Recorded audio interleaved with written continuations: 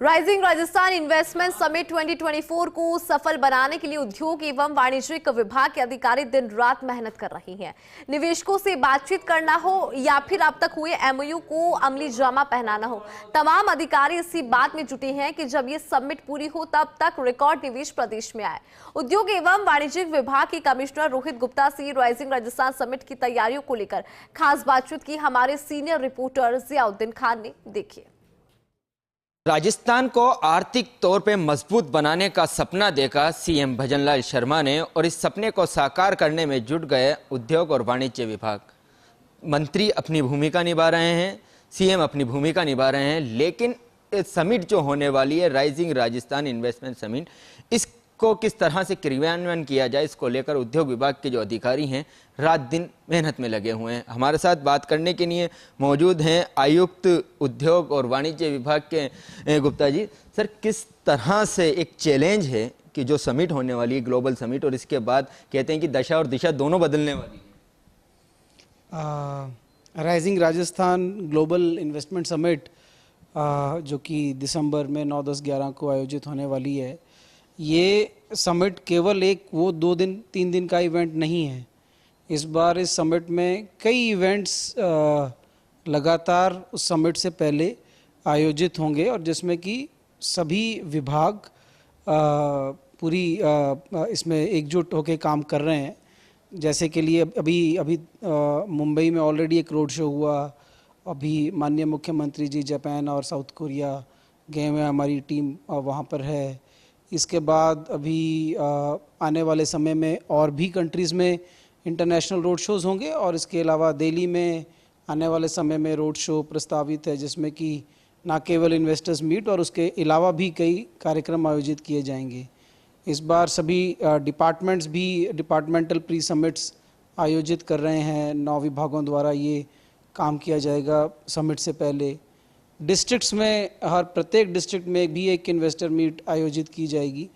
तो ये सारी एक्टिविटीज़ जो कि एक बहुत ही बड़े लेवल पर की जा रही हैं, इसके पीछे आइडिया यही है कि जो मेन समिट होनी है दिसंबर में, उससे पहले भी हर जगह पर और प्रत्येक स्तर पर इन्वेस्टर्स के साथ बातचीत हो, एमओयूज़ साइन किए जाएं, राज्य का जो माहौल है उसके बारे में उनको बताया जाए ताकि मैक्सिमम इन्वेस्टमेंट राजस्थान में आए और राजस्थान की इकोनॉमी को और अधिक गति मिले।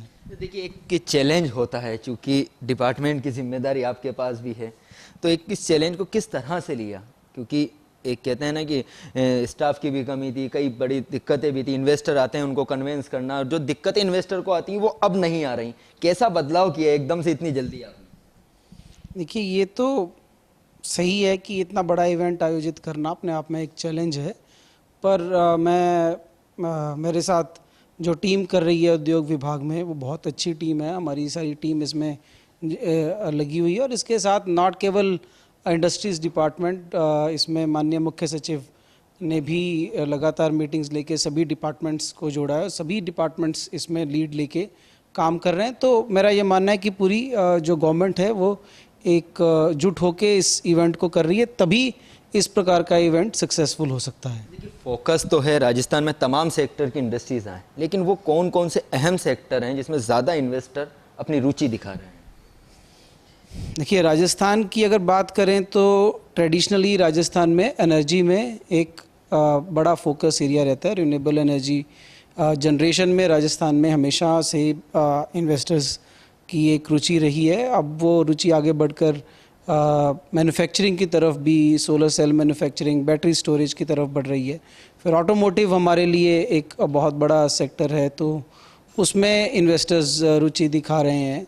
इसके अलावा नए जो सेक्टर्स हैं, रोबोटिक्स, एआई और ग्रीन हाइड्रोजन, इनमें भी हमारे पास कई इन्वेस्टर्स ने रुचि दिखाई है। पंप हाइड्रो स्टोरेज है, इसमें भी हमारे पास अब इन्वेस्टर्स आ रहे हैं।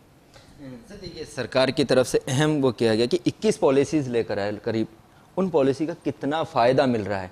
क्योंकि पहले क्या था कि कई नियम थे, उसके अंदर उलझे हुए थे, फिर वन स्टॉप जो शॉप थी, थोड़ी सिंगल विंडो जो शॉप थी, वहाँ पे दर दर भटकना पड़ता। उसको लेकर इन पॉलिसीज़ का क्या फ़ायदा मिल रहा है और सिंगल विंडो वाले में किस तरह से बदलाव? देखिए, पहले मैं पॉलिसीज़ की बात करूं तो जो 21 पॉलिसीज़ हैं ये अलग अलग डिपार्टमेंट्स की हैं और कई ऐसी पॉलिसीज़ हैं, जैसे मैं उद्योग विभाग की बात करूं तो जैसे एक्सपोर्ट प्रमोशन पॉलिसी है, one district one product policy है। तो इस तरह की पॉलिसीज़ पहले थी ही नहीं, तो ये फर्स्ट टाइम है सरकार ये पॉलिसीज़ लेके आ रही है और इसका निश्चित तौर से फ़ायदा जो भी इन्वेस्टर्स हैं उनको भी और हमारे जो इंडस्ट्रियलिस्ट ऑलरेडी काम कर रहे हैं उनको भी मिलेगा। और दूसरी बात आपने कही सिंगल विंडो की, तो उसमें भी कई परिवर्तन किए हैं। अभी जो उसमें मैं एक छोटा सा एग्जांपल देना चाहूँगा कि जो MOUs इन्वेस्टमेंट समिट में आ रहे हैं ये टोटली ऑनलाइन है। आप कोई भी इन्वेस्टर कहीं पे भी बैठा हो दुनिया में वो MOU को फाइल कर सकता है, बहुत ही सिंपल प्रोसेस है और वो पूरा डिजिटली अप्रूव भी हो जाता है।